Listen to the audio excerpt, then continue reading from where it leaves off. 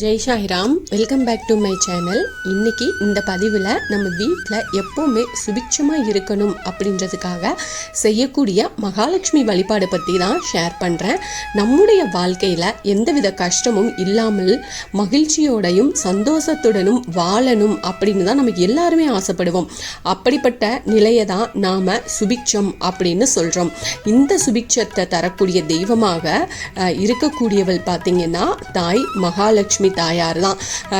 இந்த மகாலட்சுமி தாயார்கிட்ட நாம் எதை முழு மனதோடு கேட்டாலும் அது நமக்கு அப்படியே கிடைக்கும்.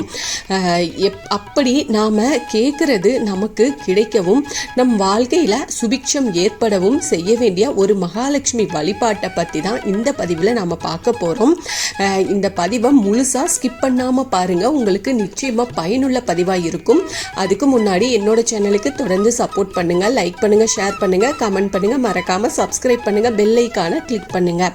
படிக்கிற குழந்தைகளுக்கு படிப்பு வேணுமா, வீரம் வேணுமா, நல்ல தைரியமாக இருக்கணுமா, நினைவாற்றல் வேணுமா, நாம் செய்யக்கூடிய விவசாயம் சிறந்து விளங்கணுமா, சாப்பிடும் சாப்பாட்டிற்கு எந்த பஞ்சமும் இல்லாமல் இருக்கணுமா, பணவரவு அதிகரிக்கணுமா, எந்த ஒரு செயலை செய்கிறதா இருந்தாலும் அதற்குரிய தைரியம் வேணுமா, இப்படி நாம் வாழ்க்கைக்கு எதுவெல்லாம் தேவையோ அது எல்லாத்தையுமே தரக்கூடிய தெய்வங்களுக்கு இந்த தெய்வத்தில் ஒருவராக இருக்கக்கூடியவர் தான் தாய் மகாலட்சுமி தாயார்.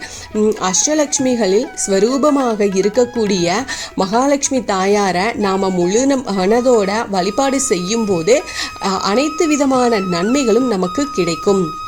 இந்த எளிமையான தீப வழிபாட்டை ஒவ்வொரு வாரமும் வரக்கூடிய வெள்ளிக்கிழமை அன்னைக்கு மாலை 6 மணியிலிருந்து 7 மணிக்குள்ள செய்யணும். இந்த வழிபாட்டுக்கு நமக்கு வாசனை மிகுந்த வெள்ளை நிற பூக்கள் இல்லைன்னா தாமரை பூ எடுத்துக்கோங்க. சாதாரணமாக ஏற்றக்கூடிய தீபத்துக்கு பயன்படுத்தும் அகல் விளக்கை விட சற்று பெரியதாக இருக்கக்கூடிய மண்ணால் செய்யப்பட்ட கிண்ணம் போன்ற அமைப்பில் இருக்கிற மாதிரி ஒன்றை வாங்கி வச்சுக்கோங்க.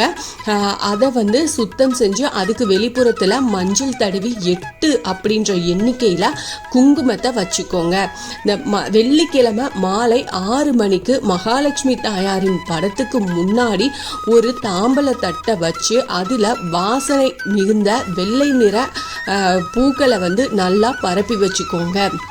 அதுக்கு நடுவில் நாம் மஞ்சள் பூசி பொட்டு வச்ச அந்த மண் கிண்ணம் இருக்குது இல்லையா, அதை அதில் முழுவதும் கல்லுப்பை கொட்டி நல்லா சரிசமமாக பரப்பி வச்சுட்டு அதுக்கு மேலே ஒரு அகல் விளக்கை வச்சு சுத்தமான பசு நெய் இல்லைன்னா நல்லெண்ணெய் ஊற்றி பஞ்சு திரி போடுங்க. இல்லைன்னா தாமரத்தண்டு திரி இருக்குது அப்படின்னா அதை போடுங்க. வடக்கு பார்த்தவாறு இந்த தீபத்தை ஏற்றுங்க. இந்த தீபத்தை ஏற்றி முடிச்சதுக்கு அப்புறமா மகாலட்சுமி தாயாருக்கு ஏதாவது ஒரு பொருளை நெய்வேத்தியமாக வச்சுக்கோங்க.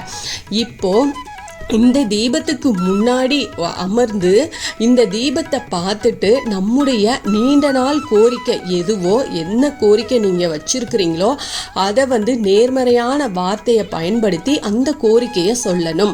அது நடந்து முடிஞ்சது போல நீங்கள் பாவிச்சுக்கிட்டு ஒரு கற்பனை பண்ணிக்கோங்க. அது நடந்து முடிஞ்சால் நீங்கள் எவ்வளோ சந்தோஷத்தில் எப்படி இருப்பீங்க அந்த மாதிரி நீங்கள் அதை சொல்லணும். மகாலட்சுமி தாயாருக்கு நன்றி சொல்லுங்க. இப்படி தொடர்ச்சியாக 7 வாரங்கள் ஒரே வேண்டுதலை முன்வச்சு நாம் வழிபாடு செய்யும் போது மகாலட்சுமியின் அருளால் நாம் நினைச்சது நடக்கிறதோட நம் வாழ்க்கைக்கு தேவையான அனைத்து விதமான நன்மைகளும் நமக்கு கிடைக்கும். இது மிகவும் எளிமையான இந்த தீப வழிபாடை முழு நம்பிக்கையோட மகாலட்சுமி தாயாரை நினைச்சு செய்கிறவங்களுக்கு அவர்கள் வாழ்க்கையில் அனைத்து விதமான நன்மைகளும் உண்டாகும். மகிழ்ச்சி நிறைந்த வாழ்க்கையை வாழ்வாங்க. நிச்சயமாக உங்களுக்கு நல்ல பலன் கிடைக்கும். இது ரொம்ப எளிமையான வழிபாடு, கண்டிப்பாக செஞ்சு பாருங்க, உங்களுக்கு கை மேலே பலன் கிடைக்கும். இந்த பதிவு உங்களுக்கு பயனுள்ள பதிவாக இருக்கும் அப்படின்னு நான் நம்புகிறேன். இதில் ஏதாவது சந்தேகம் இருந்தால் எனக்கு கமெண்ட்டில் கேளுங்க, நான் பதில் சொல்கிறேன். என்னோட சேனலுக்கு தொடர்ந்து சப்போர்ட் பண்ணுங்கள், லைக் பண்ணுங்கள், ஷேர் பண்ணுங்கள், கமெண்ட் பண்ணுங்கள், மறக்காமல் சப்ஸ்கிரைப் பண்ணுங்கள், பெல் ஐக்கானை கிளிக் பண்ணுங்கள். இது போல் எனக்கு தெரிஞ்ச ஆன்மீக பதிவுகளை உங்ககிட்ட நான் ஷேர் பண்ணுறேன். Thank you friends. மீண்டும் அடுத்த பதிவில் சந்திப்போம்.